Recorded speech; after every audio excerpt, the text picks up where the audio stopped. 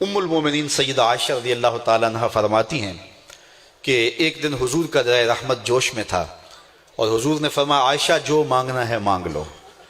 میں نے عرض کی یا رسول اللہ اگر آپ اجازت دیں تو میں اپنے باپ حضرت ابو بکر صدیق رضی اللہ تعالیٰ عنہ سے مشورہ نہ کر لوں کہ میں نے کیا مانگنا ہے؟ تو فرمایا کہ جاؤ مشورہ کر لو، مشورے کی اجازت بھی ہو گئی۔ میں اپنے والد گرامی کی خدمت میں حاضر ہوئی اور کہا کہ دریائے رحمت جوش میں ہے اور رحمت کا باڑا برس رہا ہے۔ حضور نے فرمایا عائشہ جو مانگنا ہے مانگ لو، یہ اتنا سنہری موقع ہاتھ آیا ہے تو میں چاہتی ہوں کہ کوئی مانگوں تو اہم شے مانگوں، تو آپ کی خدمت میں حضور سے اجازت پا کے حاضر ہوئی ہوں، مجھے بتایا جائے کہ میں حضور سے کیا مانگوں تاکہ کوئی چھوٹی چیز نہ مانگوں، بڑی چیز مانگوں۔ تو حضرت ابو بکر رضی اللہ تعالیٰ عنہ نے فرمایا کہ بیٹا حضور سے جا کے کہنا کہ معراج کی خلوت خاص میں اللہ نے آپ سے جو راز کی باتیں کی تھی ان باتوں میں سے ایک بات بتا دو۔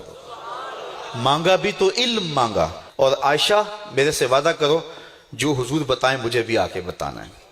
ام المومنین حاضر خدمت ہو گئیں۔ حضور نے پوچھا عائشہ مشورہ ہو گیا؟ کہا جی حضور ہو گیا۔ کہا مانگو کیا مانگتی ہو؟ کہا حضور معراج کی خلوت خاص میں جب اللہ کے حضور حاضر ہوئے تو رب نے آپ سے راز کی باتیں کی تو ان باتوں میں سے ایک بات بتا دیں۔ حضور مسکرا پڑے، اس بات پہ مسکرائے ہوں گے میرے یار غار کا انتخاب کیسا ہے، یا اس بات پہ مسکرائے ہوں گے کہ راز کی بات بتا دوں تو راز راز نہ رہا، لیکن وعدہ کیا تھا۔ کہا عائشہ سنو، جب میں قرب خاص میں پہنچا تو میرے مالک نے مجھ سے راز کی جو باتیں کی ان میں سے ایک بات یہ تھی، محبوب تیری امت میں سے کوئی شخص کسی شخص کا ٹوٹا ہوا دل جوڑ دے تو میرے اوپر لازم ہے بغیر حساب کے جنت عطا کروں۔ ام المومنین بہت خوش ہوئی اور اپنے والد گرامی سیدنا ابو بکر صدیق رضی اللہ تعالیٰ عنہ کے پاس آئیں اور ساری کہانی سنائی۔ بہت خوش تھی، لیکن حضرت ابو بکر صدیق رضی اللہ تعالیٰ عنہ نے سنا تو رونے لگے۔ تو ام المومنین سیدہ عائشہ رضی اللہ تعالیٰ عنہ نے عرض کیا میرے والد گرامی یہ بات رونے والی تو نہیں ہے، ہم بسا اوقات کسی دکھی کے کام آ جاتے ہیں، کسی کا دکھڑا بیٹھ کے سن لیتے ہیں، کسی کی ڈھارس بنا دیتے ہیں، کسی کے کام آ جاتے ہیں، یہ تو بخشش کا بہانہ ہاتھ آ گیا اور آپ اس پہ رو رہے ہیں۔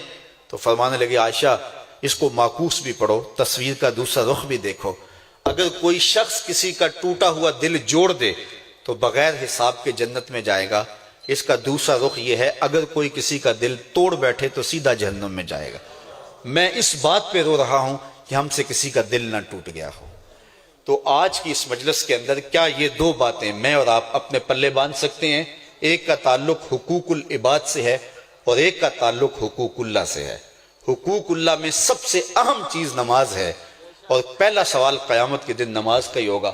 اللہ مجھے آپ کو 5 گانا نماز کی توفیق نصیب کرے اور ہمیں توفیق نصیب کرے کہ ہم کسی کے دل شکستگی کا سامان نہ کریں، ٹوٹے ہوئے دل جوڑ سکیں تو ضرور جوڑیں، اور کسی کا دل توڑنے سے ہم گریز کریں اور اپنی زندگی کو ایک خوبصورت پیرائی کے اندر گزارنے کا ارادہ کریں۔